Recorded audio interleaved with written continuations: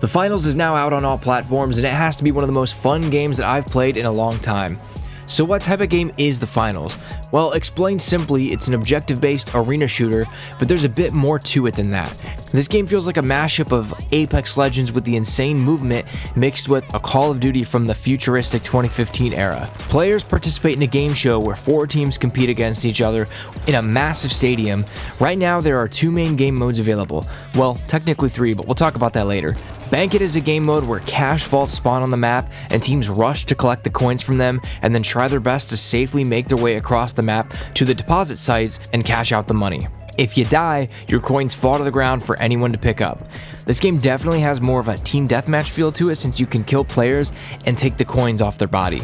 If you're familiar with a game mode like Plunder from Warzone, the two definitely share some similarities. The second game mode is called Quick Cash, where you need to initiate the opening of a vault and defend it from other teams until it's ready for transport. Once it's ready, you and your team need to carry the vault to a deposit location and start the deposit process, where once again, you'll defend it until the deposit is complete and your team's awarded the payout.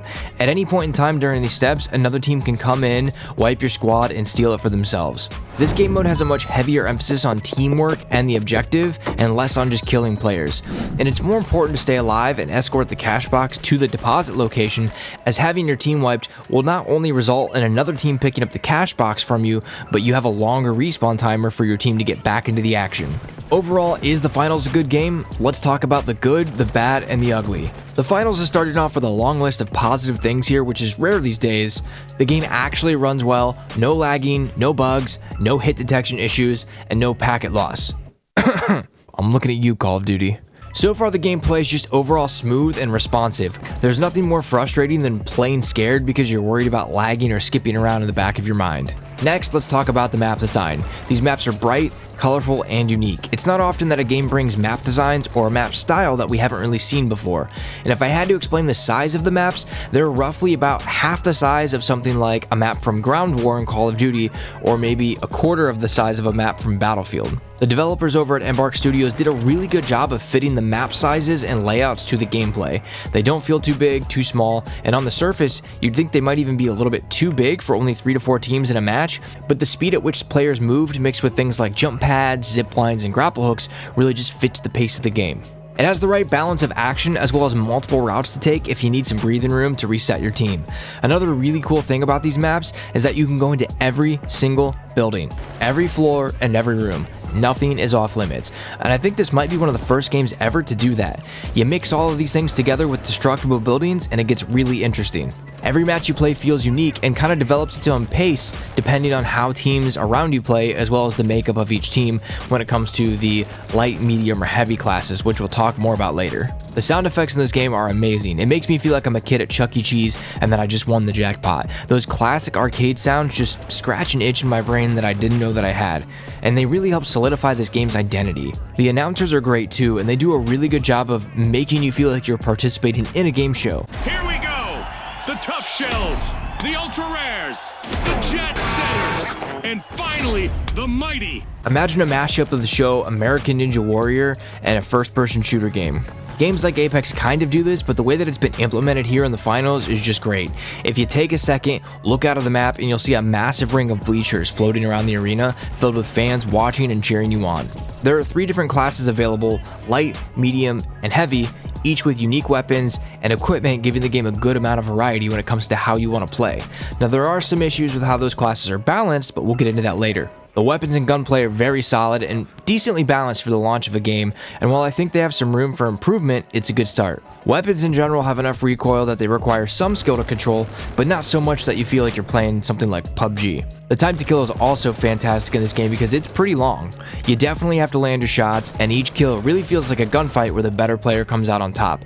This is one of those aspects that I think is dramatically undervalued in games because it makes it so much more satisfying when you do get that kill. So with all the things that I just talked about that are great about the game, what needs to be improved on? The first thing that needs to be addressed immediately is the tutorial section and the written explanations of the game modes. None of it's at all helpful, and it doesn't really give you a lot of useful information.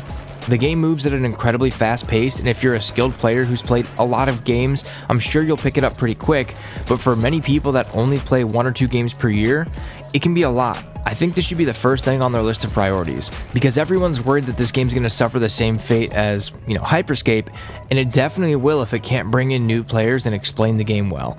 As a person who's played a ton of first-person shooter games, it still wasn't super obvious to me what the objective was, how to do things like change my loadout, or really what the difference between the game modes were. The UI is simple and clean, which is great, but it's not super intuitive. I'm not suggesting that they need to do a UI overhaul like Modern Warfare 3 needs to, but just a few tweaks and maybe a couple notes to make things more clear. For example, the edit button shouldn't be in the center, and it probably shouldn't say edit. It probably needs to be over on the side and needs to be called something like classes or builds, something along those lines. Speaking of classes, the class system really needs some balancing.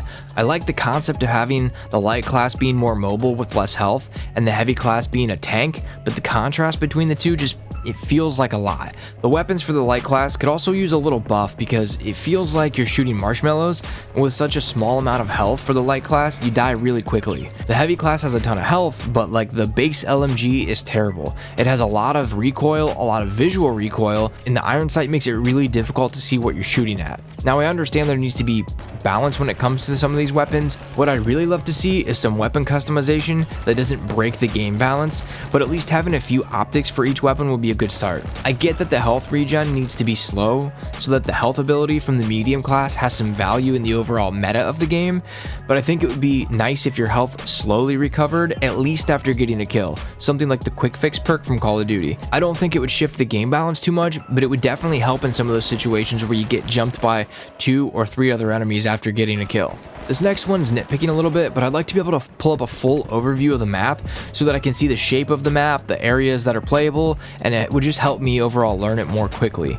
And I think that not having a minimap actually works really well in this game, but being able to press a button to pull up the full overview of the map would be helpful. The training area is great, but it would be even better if you could test all of the weapons and equipment without having to leave the training area and then come back in. And it would be even better if you could load up with your friends in 1v1. So now that we've talked about the good and the bad, what are the things that I hope to see from the game in the future? Well, first on the list is some weapon and equipment tuning. Right now, the assault rifles in the medium class just are so much better than most of the other weapons, and some of the equipment is also much stronger. The gas mines and the fire grenades deal a lot of damage and last a really long time. A good way to balance those would be so that if you wipe an entire squad, their equipment and its effects just go away, similar to how caustic gas works in Apex Legends. Up next, let's talk about game modes. Right now, there are only 2 game modes on offer, and I think with the awesome recipe of a game they've created, it would be really well suited to other game modes like Hardpoint, Gun Game, or some other creative mode that they could come up with.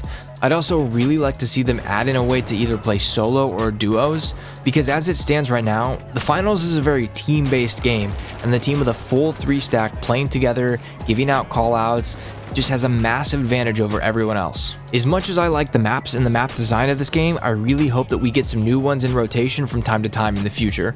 It would help keep the game fresh, and with as interesting as the locations have been, I'd really like to see what the developers could come up with. In that same vein, I hope we see some DLC weapons coming in the future as well. Next on the list, let's talk about progression. Right now, we just have a standard leveling progression system and a battle pass, and I'm not saying they should bring something like the prestige mode from Call of Duty or weapon attachments to grind for, but adding earnable cosmetics that you can only get from completing, insane challenges would add a lot of replay value and give players something to always be grinding for. It could be something as simple as banner cosmetics like Apex Legends or full-on weapon camos. It would be cool to show off things like win streaks, longest kills, or having a really cool camo for getting something like 1,000 kills with a gun. Maybe even add a mastery camo in to encourage players to try out all the weapons and all the classes to really get a good feel for the game. No matter how good a game is, always having something to grind for just adds that extra layer of replay value. I have one more thing on my list of what I hope to see from the game in the future, and then I have one big wish. But before I talk about that, do me a favor, drop a like on the video, consider subscribing to the channel if you're a fan of first-person shooter games. The last thing on my list isn't so much something that they can change in-game, but outside of the game. I really hope to see more marketing and content around this game. Everyone continues to say that small studios and games won't last and will suffer the same fate as games like Hyperscape, where you get a lot of attention and a lot of players early on, but ultimately it just dies off as players leave the game to go play other established titles. Apex Legends managed to break this rule, and so can other games. With the changes we talked about in the video and more marketing behind this game, I think it has a real chance at some staying power. Finally, my wish list item. I'm probably going to get a lot of hate for this in the comments, but I would love to see what this game would look like with a Battle Royale game mode. I know, not every game needs a Battle Royale, but I think the team has created something really unique here, and my curiosity wants so badly to see what they could cook up for a Battle Royale genre. Drop a comment below, let me know if I should just shut up and enjoy the game as it is. Overall, this has been one of the most fun games that I've played in such a long time. If you're looking for a free game to try out, I 100% recommend giving this a try. If you want to watch another video like this, click here.